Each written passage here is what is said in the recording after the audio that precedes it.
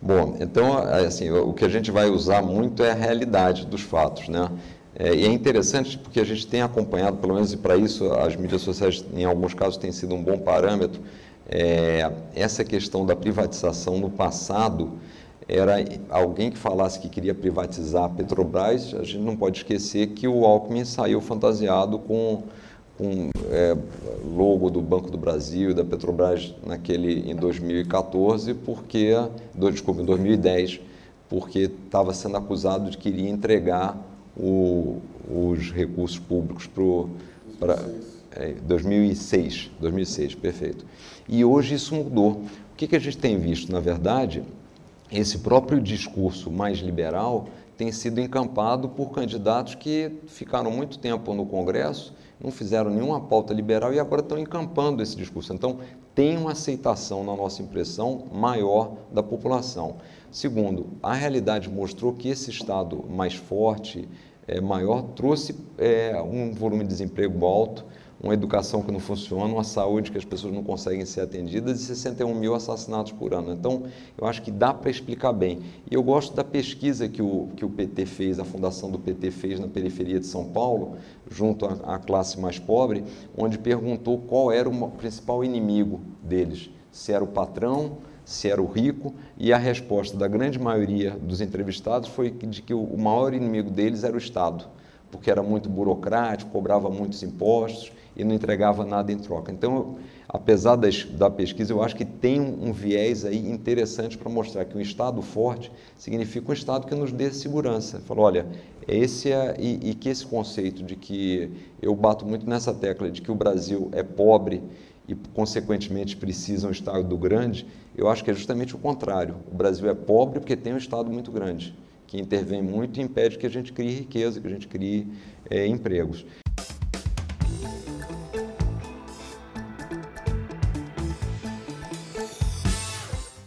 Perfeito. Sem dúvida, a educação é uma das coisas principais que a gente tem que falar, e é interessante a gente constatar que os recursos para a educação foram aumentando ao longo dos últimos anos, só que quando você vê a classificação do Brasil nos rankings da PISA, por exemplo, que mede matemática, linguagem e ciência, o Brasil ou está estável ou decaiu, apesar das verbas terem crescido bastante, com raríssimas exceções em outros locais, né? E um outro problema que eu entendo que existe também é o fato de, no Brasil, mais da metade da verba do MEC vai para o ensino superior. E a gente sabe que, como o ensino básico fundamental é muito ruim, normalmente quem chega ao ensino superior é alguém que pagou o privado. E aí é mais uma vez o Estado trabalhando para a concentração de renda. Então você só permite, você coloca o mais pobre para pagar imposto para financiar a faculdade do mais rico, que poderia estar pagando. Então a gente tem que fazer duas mudanças que a gente gostaria. A primeira, eu diria três até. A primeira é mudar um pouco esse mix, quer dizer, e eventualmente até considerar cobrar no ensino superior daqueles que podem pagar. É até uma recomendação recente no estudo aí do próprio Banco Mundial, sugerindo isso, sempre dentro daquela ideia que, infelizmente, na vida pública as pessoas já não têm muito essa consciência de que os recursos são escassos, mas que quem trabalha na iniciativa privada sabe que, como os recursos são escassos, a gente tem que ter prioridade. Então, esse é um ponto. O segundo ponto, temos que ter um sistema mais meritocrático na educação para avaliação dos professores. Isso é uma coisa que grande resistência às vezes. Eu acompanhei, por exemplo, no Rio de Janeiro, no nível municipal, a tentativa de se implementar um sistema meritocrático é muito rechaçada pelos professores. A gente tem que ter esse sistema. E terceiro, algo que a gente de fato gostaria de testar era um sistema de vale educação, onde a gente pudesse dar às pessoas mais pobres a opção de eventualmente colocar o filho num colégio privado. Porque se a gente pensar bem, e é interessante isso, né? Quer dizer, as pessoas mais pobres têm o celular, têm a geladeira, têm a televisão. Tudo que é provido pela livre iniciativa. Aí você pergunta, bom, e a educação? E a saúde? Isso tudo que vem do governo aí, elas não têm. Então, você limita o direito de escolha justamente para quem mais precisa. Por que não criar vales de educação? E eu gosto sempre de citar o exemplo do Bolsa Família, que tem lá as suas coisas a serem melhoradas, como de fato tem uma porta de saída, mas se a gente pensar bem, o governo, para resolver um problema basicamente de alimentação para a classe mais pobre, ele não foi fazer na verdade, contratar uma construtora para construir supermercado, fazer um concurso público para contratar os caixas e depois uma licitação para comprar alimentos. Ele simplesmente deu os recursos e as pessoas foram no mercado da esquina, na rede privada e compraram. Imagina quanto teria sido mais caro, o que a gente teria tido de desvio, como é que teriam sido os preços se o processo tivesse sido a construção e a gestão de algo para resolver o problema da alimentação. Então, se isso funcionou para a alimentação, por que não testar isso também para a educação, da liberdade? Agora, é claro, o Brasil é um país muito extenso, a gente tem realidades diferentes, mas eu entendo que isso deveria ser testado. Quando a gente mede, mesmo na parte de saúde, o que se gasta individualmente com cada brasileiro que está usando, daria para ele comprar um plano de saúde básico. Isso foi feito em alguns países, quer dizer, plano de saúde básico, o governo deu o dinheiro e ele adquiriu isso. Porque, de novo, os incentivos da gestão pública são muito ruins. Então, acho que essa ideia de tirar o dinheiro de quem gasta e dar o dinheiro para quem consome é o que a gente gostaria de tentar e implementar, né?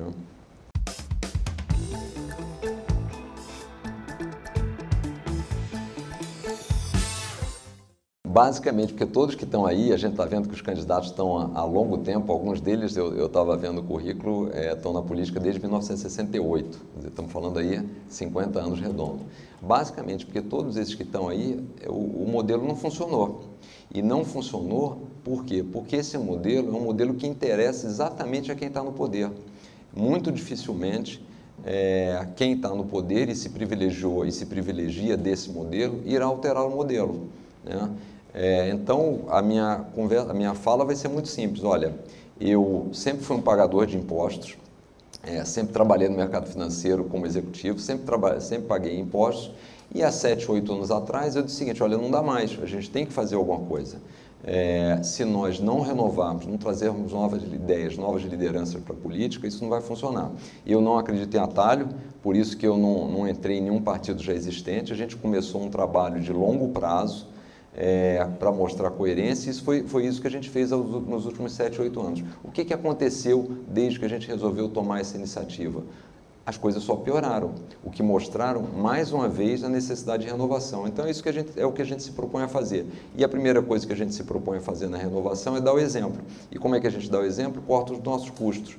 Foi isso que o Novo fez nas primeiras eleições que ele participou. Fez campanhas baratas e todos os eleitos, os nossos vereadores, cortaram 70% do número de assessores e cortaram, no mínimo, 50% das verbas de gabinete. Então, o discurso vai ser: nós cansamos desse modelo, um modelo que não funciona, a gente fez um planejamento para fazer as mudanças através de uma instituição, gastamos 7, 8 anos construindo a instituição e já demos o exemplo de que começa a atuação cortando privilégios e combatendo o aumento de impostos, né, e para poder devolver poder para as pessoas.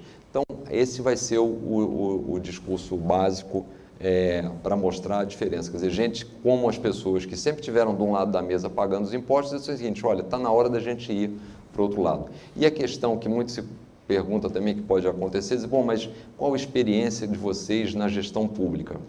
Infelizmente, essa experiência da gestão pública, no meu entender, é ruim, porque ela parte do pressuposto que os recursos são infinitos, então sempre se aumenta impostos, que as coisas são feitas visando sempre as próximas eleições, são feitas deixando o cidadão no último lugar da fila. Então, justamente, esses preceitos da gestão pública é que a gente quer mudar. A gente quer dizer o seguinte: um governo que pense da forma como a gente gostaria, sabe que os recursos são escassos, tem que definir prioridade e tem que ser transparente. Tudo que a gente não tem na gestão pública. Então, assim, o dado de não ter o conhecimento da gestão pública não me parece relevante. Agora, claro, o conhecimento da máquina pública você fará com a equipe, né? A gente não vai fazer nada sozinho, vai ter gente boa que a gente vai trazer, gente que está lá, que está no governo, tem gente competente que você pode utilizar. Até uma ideia que a gente gostaria de ter era até para implementar uma independência do Banco Central, descasar os mandatos de presidente do Banco Central da Presidência da República.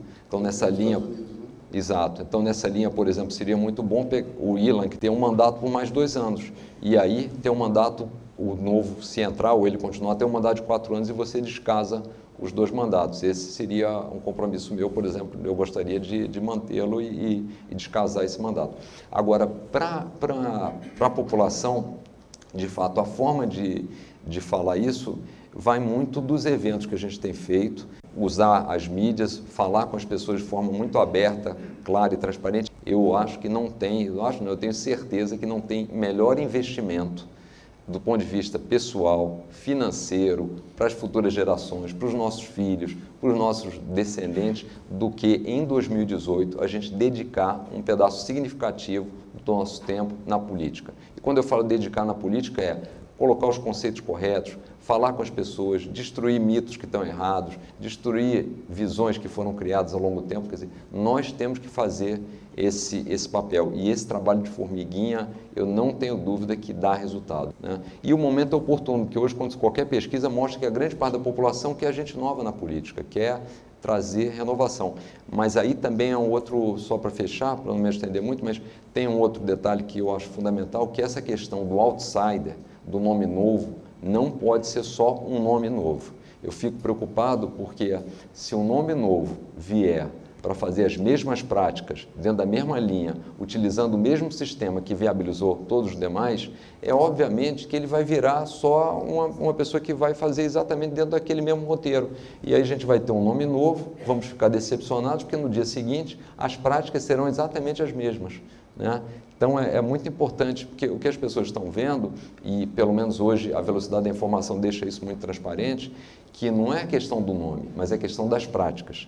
As pessoas podem até enganar no primeiro momento, dar a impressão, mas se você não tem o roteiro novo e uma prática nova, você vai ser visto como antigo, como velho, muito rapidamente, né? Então, eu acho que essa chamada do outsider tem que ser do outsider, das práticas, das ideias e da postura, e não apenas do novo.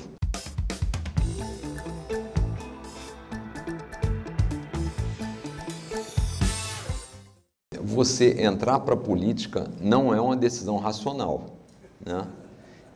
Se você para e pensa, a primeira coisa que aconteceu comigo quando entrei agora para ser candidato é que eu fui promovido de executivo do mercado financeiro para banqueiro, né? Então, é interessante. Outro dia vi uma reportagem que dizia que o Pedro Moreira Salles era o executivo do mercado financeiro, no dia anterior tinha saído uma dizendo que eu era banqueiro. Eu falei, alguma coisa está errada aí. Mas, então, a primeira coisa é realmente você se expõe. Você expõe a família, você vai expor seu patrimônio, você vai ser questionado.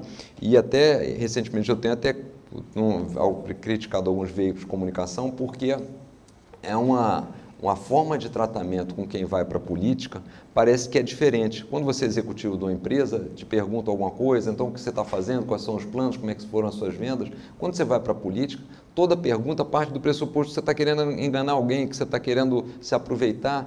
E isso é muito ruim, porque isso traz uma seleção adversa. As pessoas boas, competentes, que pagaram impostos, que têm credibilidade, falam o seguinte, eu não vou me meter nesse negócio. Tá certo? E aí você tem a seleção adversa, aí ficamos reféns do Sérgio Cabral, do Eduardo Cunha da vida, né?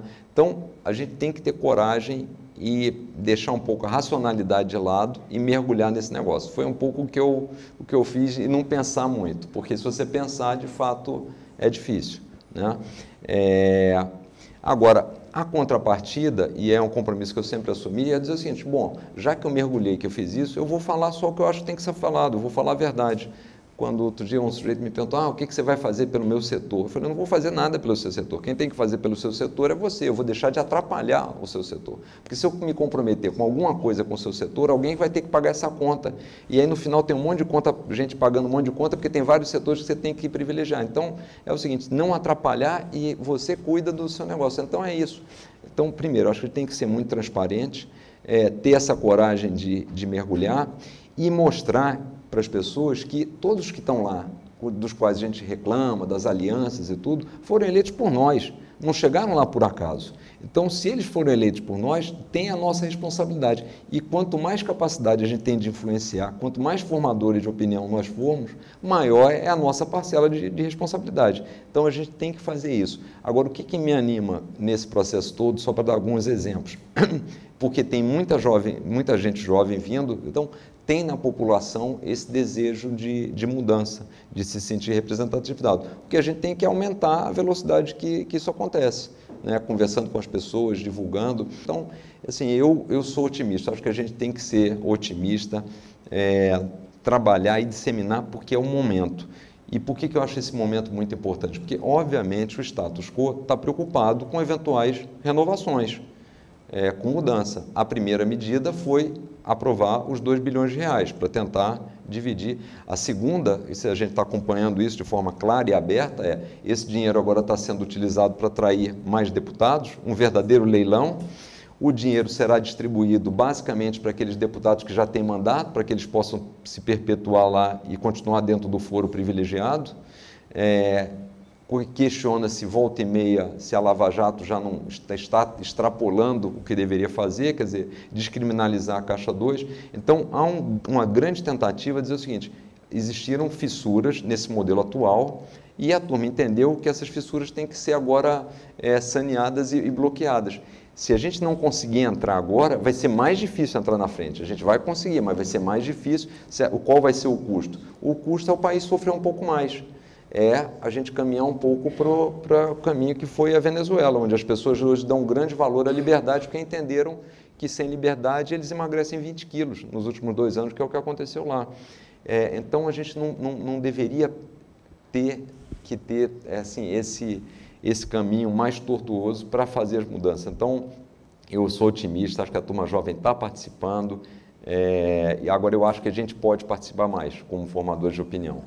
Acho que esse é o pedido, é a convocação que eu faço para que, de fato, a gente possa aproveitar essa janela de oportunidade de mudança. A gente sempre falou do Novo, que era um projeto de longo prazo, não tinha nenhuma expectativa de já estar tão próximo agora, mas a possibilidade aconteceu por uma conjugação de fatores, então vamos aproveitá-la, né?